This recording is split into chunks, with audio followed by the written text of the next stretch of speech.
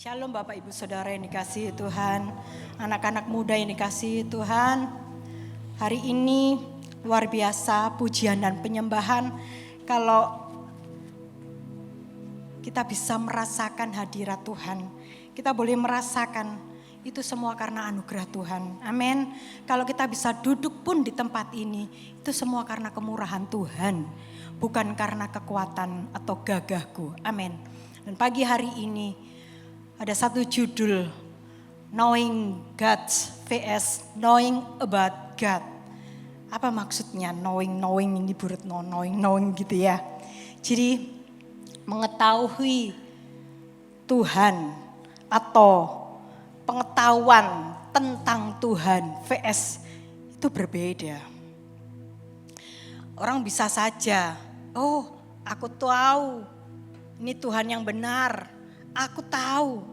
Tapi kalau kita gak pernah merasakan bagaimana sih, merasakan Tuhan itu gimana sih, merasakan ku mau memujimu. Waduh, kalau saudara kita gak pernah ketemu Tuhan, saya rasa itu rugi.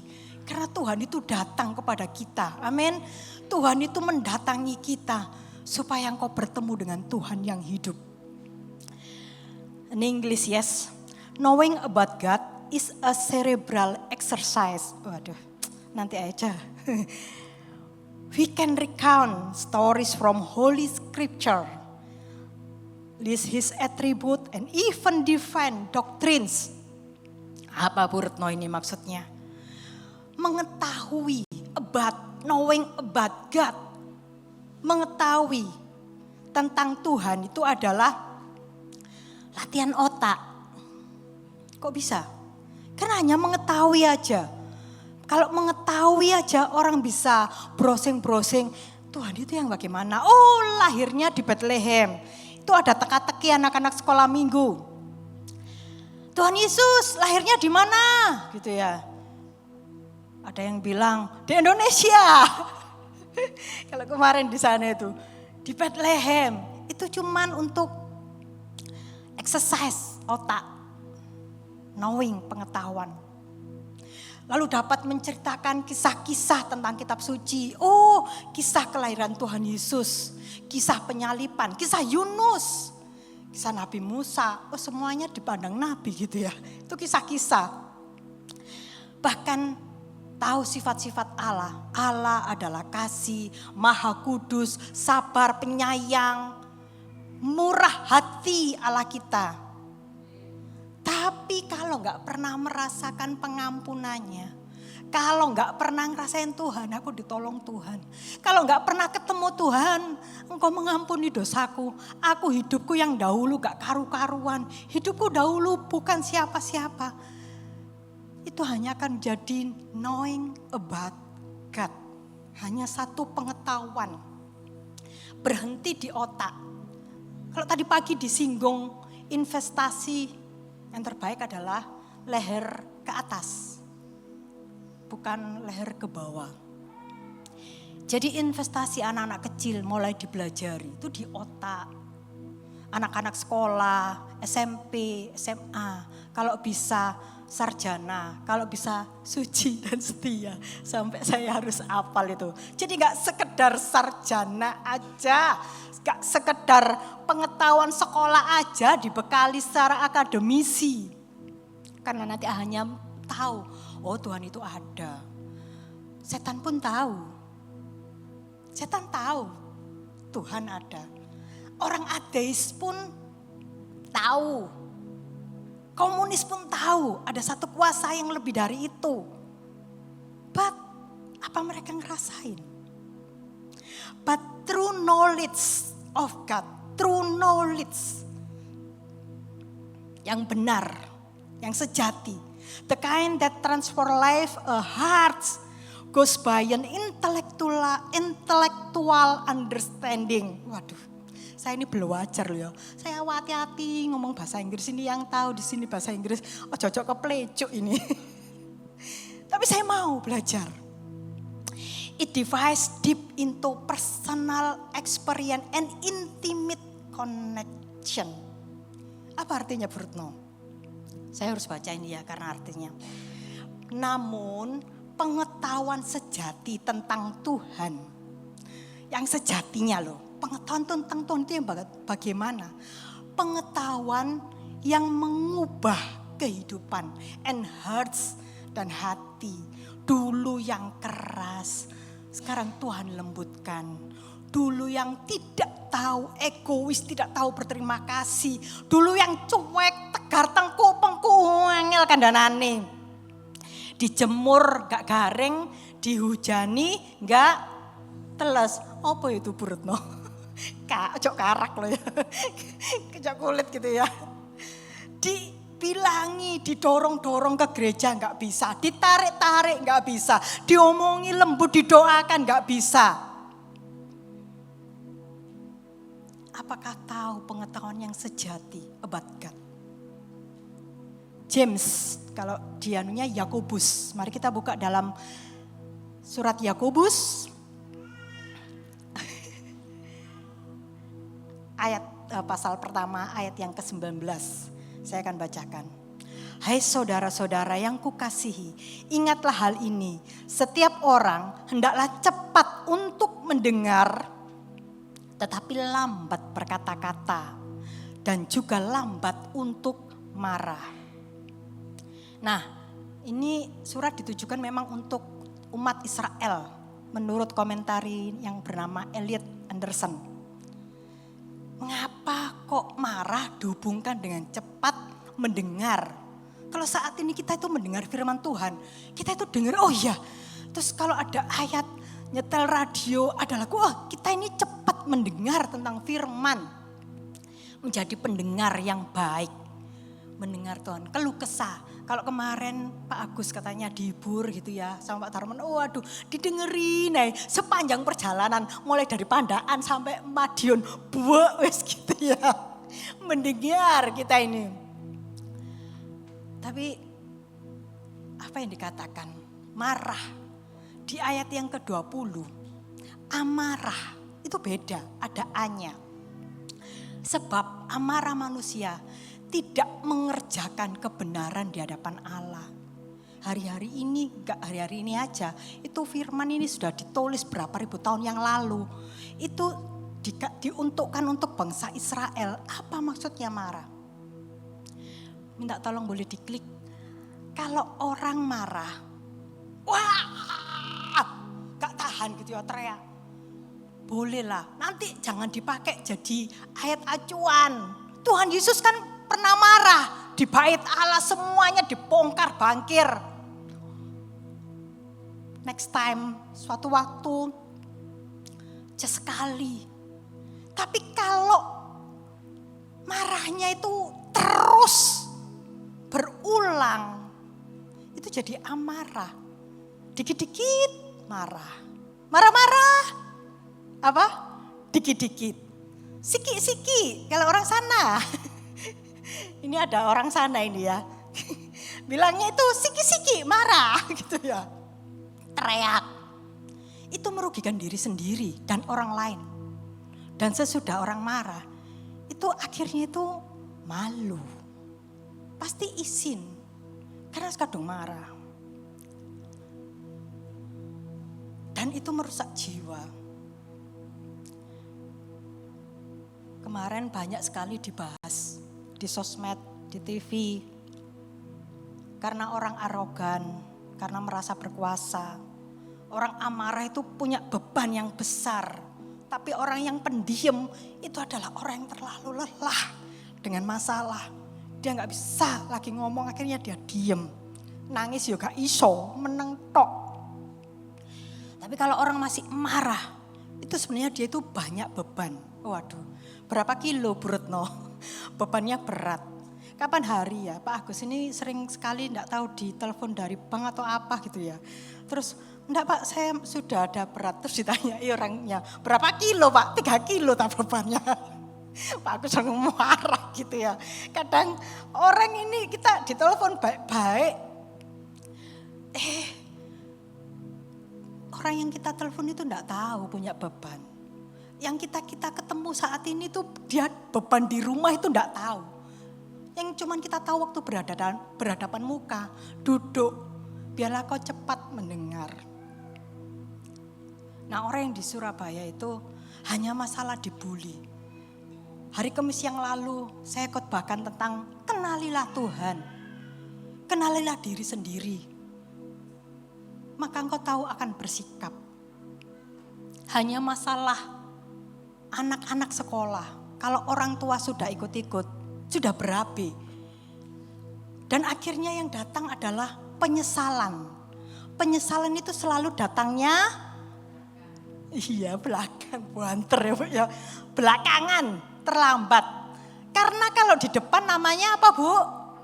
Loh, apal ternyata. Nanti bulan Juni-Juli ini pendaftaran ya Bu ya. Menyesal itu selalu datangnya belakangan. Kalau sudah marah, sudah di penjara. Kalau sudah semuanya sosmed, semuanya sudah upload. Sekarang semuanya pakai semuanya HP kemana-mana. Apa Didi? Ayo, tak video lo ya, tak upload lo ya. Orang jadi mau marah itu, oh iya. Tenggor-tenggoran naik mobil, ngebut. Awas lo ya. Di video nomornya, viralkan. Sudah, kalau sudah terbuka semua, mister itu tidak bisa menutup-nutupi. Ditutup pakai uang berapa triliun yang kemarin hakim pun ketahuan. Dan ini akhirnya di penjara. Coba waktu itu daerah dok. Jadi semuanya sekarang ambil nafas. 1, 2, 3. Ambil nafas semua. Buang nafas pelan-pelan. Hembuskan. Ini bukan latihan pernapasan. Tapi bener loh. Ambil nafas sekali lagi. Buang nafas. Ambil nafas. Jangan dibuang. Waduh, sokoit gitu gak kuat gitu ya. Tapi bener loh. Orang kalau lagi marah ketemu, saya ambil nafas dulu. Saya dulu itu si kecil itu sering, "Oma jangan marah, Oma." Panggilnya Oma sayang. "Ambil nafas, Oma." Ya oke, saya ambil nafas. Gantian sekarang dia yang lagi marah-marah. Ambil nafas. Enggak bisa. Bisa ngomongi, gak bisa ngelakoni. Bisa ngajari, gak bisa melakukan. Nah, apa yang Tuhan kendaki dari firman ini? Knowing God, kita hanya tahu. Tapi kita juga harus melakukan. Marah adalah salah satu jenis emosi. Normal, orang itu normal marah pada manusia. Marah itu memicu keberanian dan sikap untuk melakukan perubahan. Namun bila menjadi pola yang berulang terus-terusan, itu pasti merugikan fisik, mental, sosial. Kenapa? Fisik. Ternyata kalau tahu Dokter Chandra, profesor dia itu salah satu di gereja Surabaya dan dia sering seminar di Amerika, profesor, dia guru. Nah, kemarin saya baca literaturnya, orang yang marah itu menaikkan gula. Kok bisa? Diabetes bisa nanti tinggi, hati-hati. Senggol kanan kiri, ojo ngamuan. Ayo. Ojo ngamuan. Nanti diabetes tinggi. Kok iso? Karena kalau orang marah, marine marah itu pasti luwe, keringetan. Kamu yang salah, kamu duluan toh. Luwe, bongok-bongok. Orang yang kalau nyanyi pujian di sini semangat. Sebab Tuhan maha besar. Mariku pasti. Nanti ada makan kedua enggak? Haleluya, terima kasih. Ada sukacita walaupun yang dua.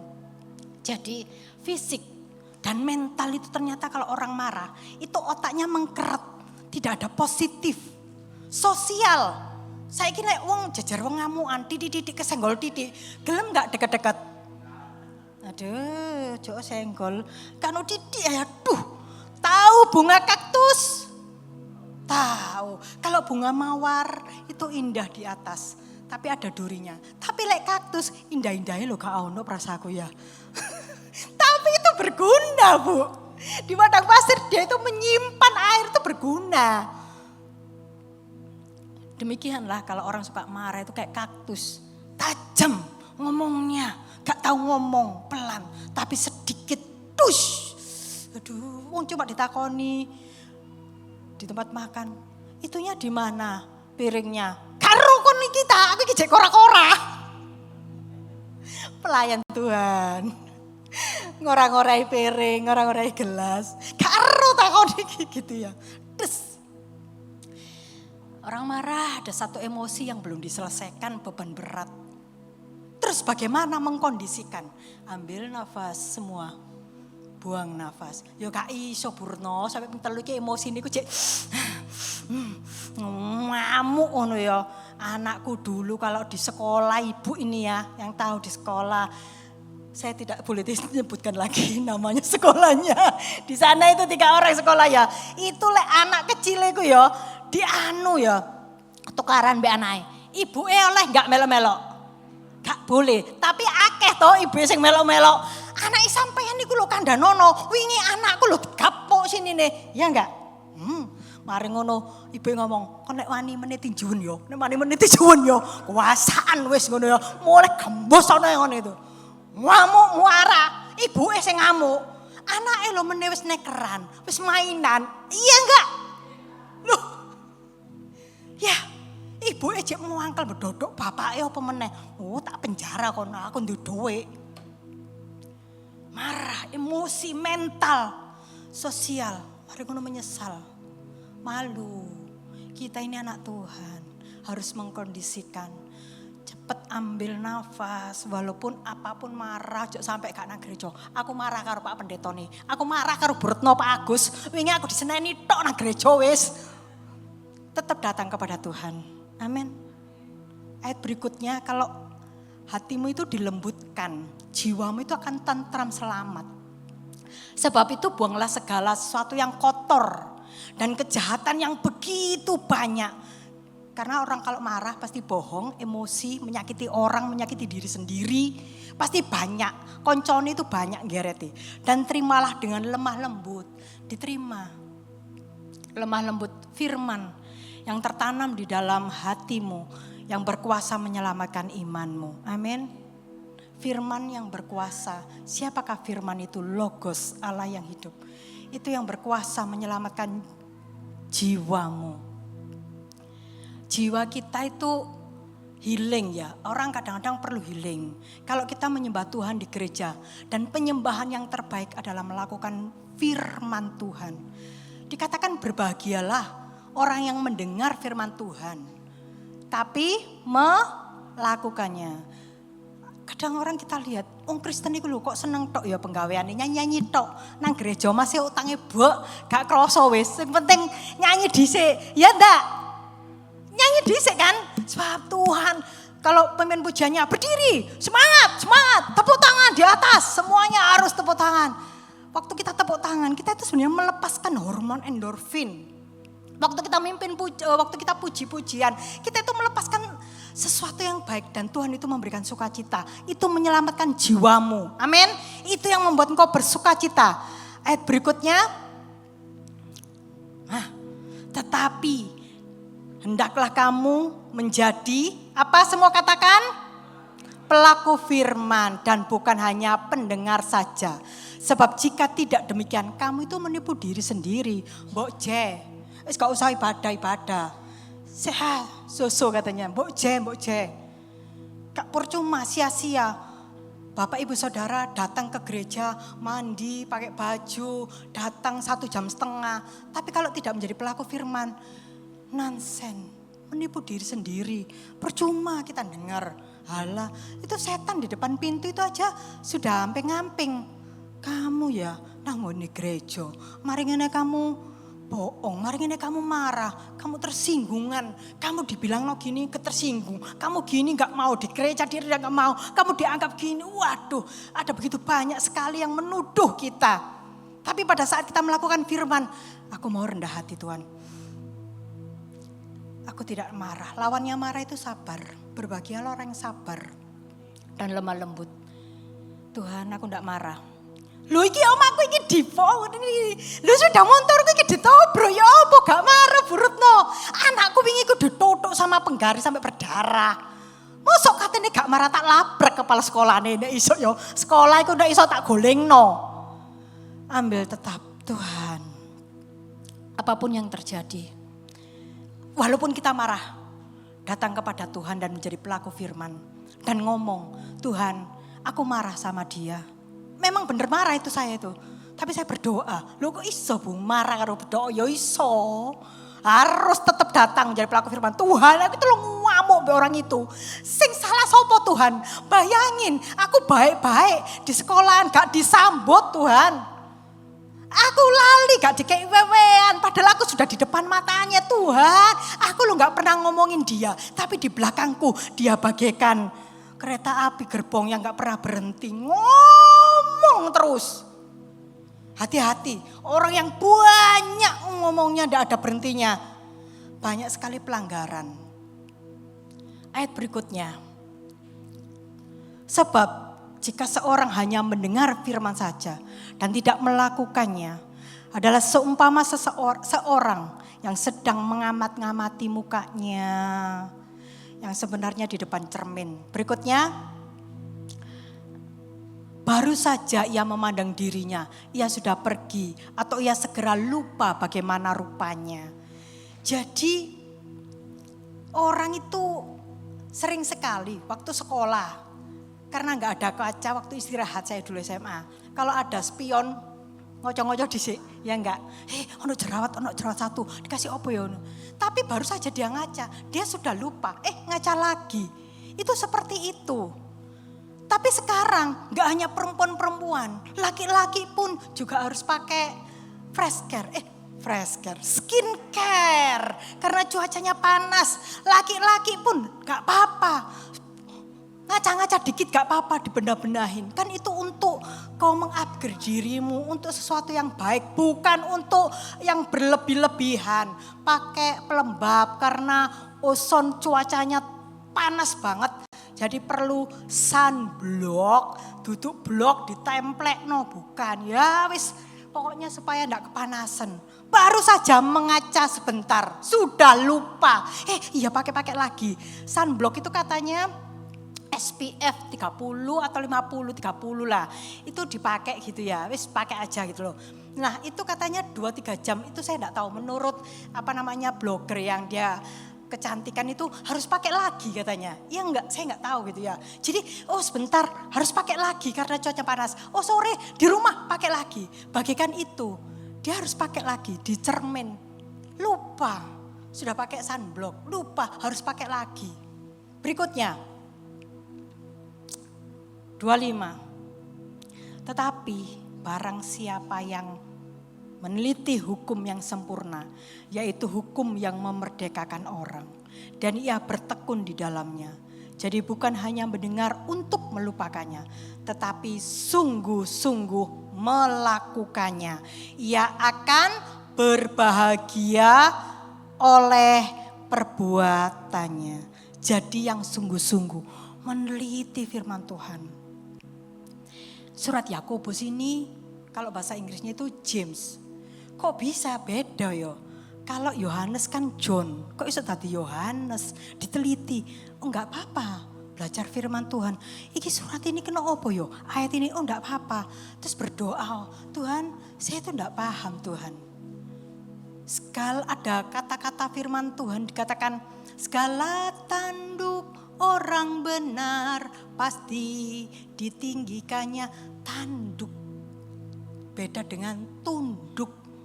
Menanduk, tapi di pelajaran yang lain, kitab PL yang lain, tanduk itu tanduk keperkasaan, itu artinya adalah kuasa tahta raja. Loh, kok bisa beda ya? Enggak. Jadi kita kalau baca firman Tuhan, melihat konteksnya, di atasnya, sejarahnya, bukan sekedar terima knowledge, pengetahuan, tetapi knowledge about God itu bukan about God, tapi knowing God. Tuhan, aku itu ngalami Engkau. Aku enggak tahu Tuhan. Aku enggak pernah ke sana. Aku enggak pernah belum tahu Yesus disalib itu rasanya gimana. Tapi pada saat engkau membaca, engkau merenungkan firman Tuhan, engkau tiba-tiba itu iso ngerasa, oh Tuhan dosaku yang banyak tadi, yang kotor banyak, aku mau buang Tuhan. Tiba-tiba itu orang itu bisa terenyuh. Itu Roh Kudus yang berbicara. Biasanya sama orang tuanya itu kalau dibilang itu ndak mau cuek-cuek. Ini kok cek baik mau kora-kora piring dewe. Anakku kok baik yo. Ana opo iku mau gitu ya. Kena keisen opo. Tapi jangan bilang aku mari ndelok kuasa kegelapan. Habis itu saya jadi berubah. Bukan karena itu ya, tetapi ada Roh Kudus yang bekerja. Pada saat seorang merenungkan firman Tuhan, percaya ya, Tuhan itu dekat dengan dia. Karena dia sudah sungguh-sungguh cari Tuhan, maka Tuhan itu berkenan akan ditemui. Amin. Nah pada saat orang sungguh-sungguh menemukan Tuhan, berubah hidupnya, hatinya itu berubah, akal budi hidupnya itu diubahkan. Investasi itu kita pelajari firman, hatinya juga diubahkan. Amin. Sedikit lagi, jika yang ke-26, jikalau ada seorang menganggap dirinya beribadah, tetapi tidak mengekang lidahnya, ia menipu dirinya sendiri, maka sia-sialah ibadahnya. Ini surat Yakobus menulis untuk bangsa Israel. Maksudnya kok hubungannya antara mendengar firman Tuhan, melakukan, tapi kok mengekang lidah. Bangsa Israel yang kita kenal saat ini, dan waktu saya pernah mengunjungi ke sana, adalah orang-orang yang wisdom, cerdas. Mereka itu bisa menghafal, tapi karena cerdasnya itu, IQ-nya saya enggak tahu. Kalau ada tes IQ itu bisa berapa gitu ya, 100 berapa, 80. Orang di sana cerdas-cerdas. Waktu kita ketemu itu, dan dia itu ya, kalau nemui orang yang, tadi maaf, saya tidak bilang bodoh, tetapi males. Mereka tuh kayak gak mau dijak ngomong. Banyak sekali orang yang sudah knowing about everything, tahu semuanya. Kalau dijak ngomong-ngomong ambil arisan kayak males gitu. Kayak gak mau ngereken.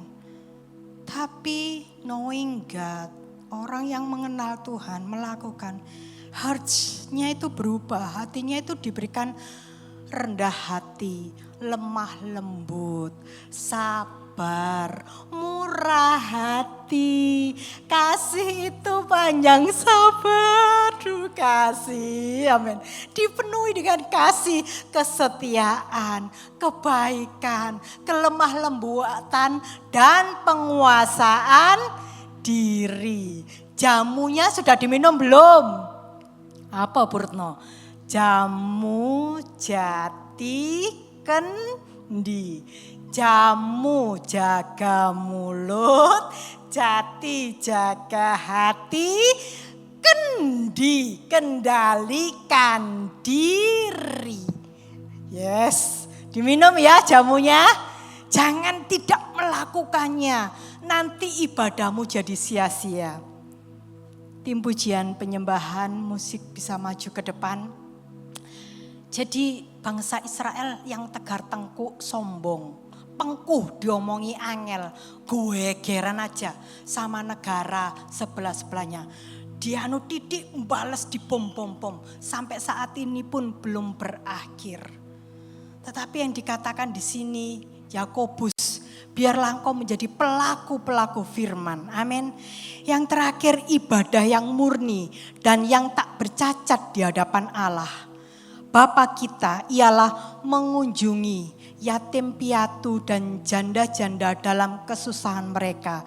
Dan menjaga supaya dirinya sendiri tidak dicemarkan oleh dunia. Apakah kita hanya menjadi pendengar yang baik atau menjadi pelaku firman? Biarlah itu pilihan kita. Mari kita bangkit berdiri.